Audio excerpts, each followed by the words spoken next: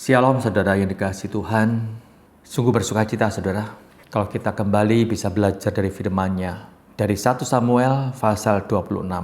Kita baca ayat yang ke-9. Tetapi kata Daud kepada Abisai, jangan musnahkan dia, sebab siapakah yang dapat menjamah orang yang diurapi Tuhan dan bebas dari hukuman. Saudara, kalau kita perhatikan judul atau tema perikop ini pasal 26, di mana LAI memberikan judul Daud membiarkan Saul hidup untuk kedua kalinya. Saudara, kalau kita baca dalam terjemahan bahasa Inggris, salah satu terjemahan bahasa Inggris memberi judul seperti ini, Daud mempermalukan Saul kedua kalinya. Kalau kita pikirkan, sepertinya judul ini lebih tepat, saudara. Kenapa? Coba kita bayangkan, saudara. Kalau kita baca di pasal 24, pada waktu itu ada kesempatan bagi Daud untuk membinasakan, membunuh Saul. Tapi tidak digunakan oleh Daud. Malah pada waktu itu Daud memotong jubah Saul. Kemudian ketika Saul bangun, dia berteriak menunjukkan akan jubahnya, potongan jubahnya kepada Saul. Hal ini tentu sangat mempermalukan Saul, saudara. Kenapa? Selama ini dia berinisiatif untuk mengejar dan juga membinasakan Daud. Tapi yang terjadi sebaliknya. Ketika Daud mempunyai kesempatan untuk membinasakan Saul, dia tidak melakukannya.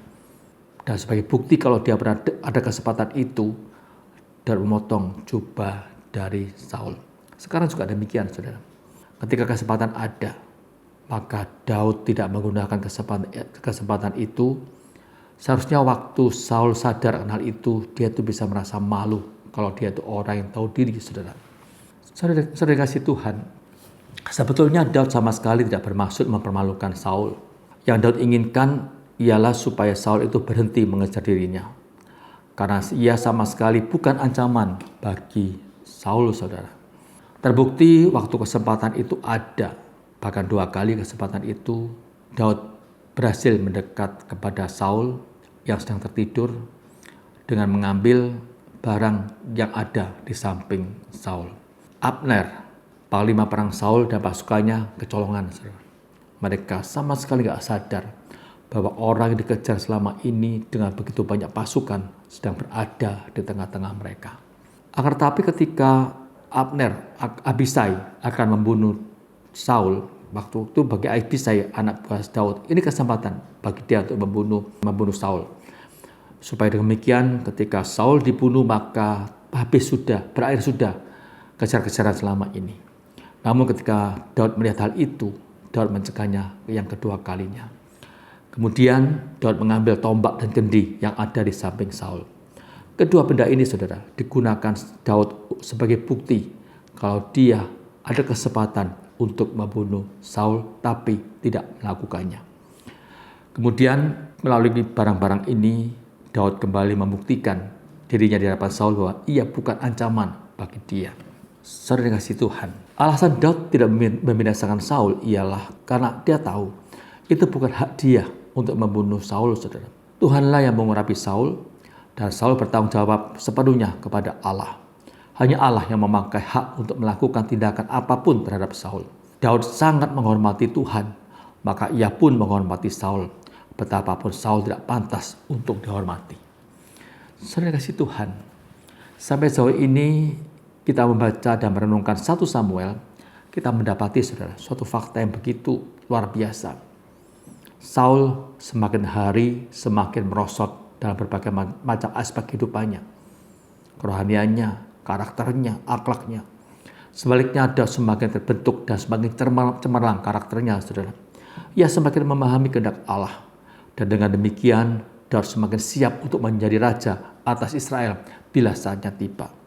Saudara kasih Tuhan, belajar dari kehidupan Daud. Mungkin dalam kehidupan kita pernah disakiti oleh orang lain, pernah dihianati, pernah dirugikan, saudara. Ingat, saudara, ketika semua terjadi sebagai manusia kita mungkin tidak bisa terima. Kadang-kadang kita ingin membalas dendam. Bahkan dalam doa-doa kita timbul permohonan untuk bisa mencelakakan orang itu. Ingat, saudara, belajarlah seperti Daud. Balas dendam bukan hak kita, tapi serahkan semuanya ke dalam tangan Tuhan. Nanti Tuhan yang menegur, Tuhan yang akan berkarya pada orang itu yang pernah menyakiti kita. Penghakiman itu adalah hak Tuhan, bukan hak kita. Itu sebabnya kita harus senantiasa berhati-hati sebagai orang percaya. Sebagai anak Tuhan yang telah menerima kasih karunia dari Tuhan, jangan gunakan kesempatan ini untuk disalahgunakan. Jangan sampai kemudian kita balas dendam hanya karena kita sakit hati. Waktu kita marah, waktu ada keinginan untuk balas dendam, untuk menyakiti orang yang menyakiti kita. Datang kepada Tuhan, mohon pengampunan Tuhan, mohon kekuatan dari Tuhan, dan serahkan orang itu kepada Tuhan. Bahkan saudara, kita belajar seperti nasihat Tuhan Yesus. Kita berdoa untuk orang-orang yang pernah menyakiti kita, memusuhi kita. Kita doakan supaya Tuhan boleh menjamah dia, sehingga suatu saat pun dia boleh bertobat untuk mengenal Tuhan. Ingat doa Tuhan Yesus di kayu salib.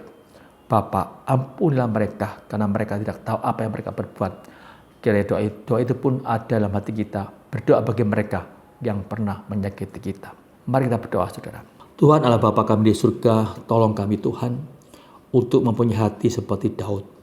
Dan juga seperti Engkau ya Tuhan, di mana ketika orang menyakiti kami, orang lain mengkhianati kami, menjatuhkan kami tak mengasihi mereka, kami tidak balas dendam, namun kami menyerahkan semuanya ke dalam tangan-Mu Tuhan, karena kami tahu penghakiman itu hak-Mu Tuhan. Tolong kami Tuhan untuk bisa belajar mengasihi orang lain dan juga berdoa bagi orang-orang yang pernah menyakiti kami. Dalam nama Tuhan Yesus kami berdoa. Amin. Tuhan memberkati saudara.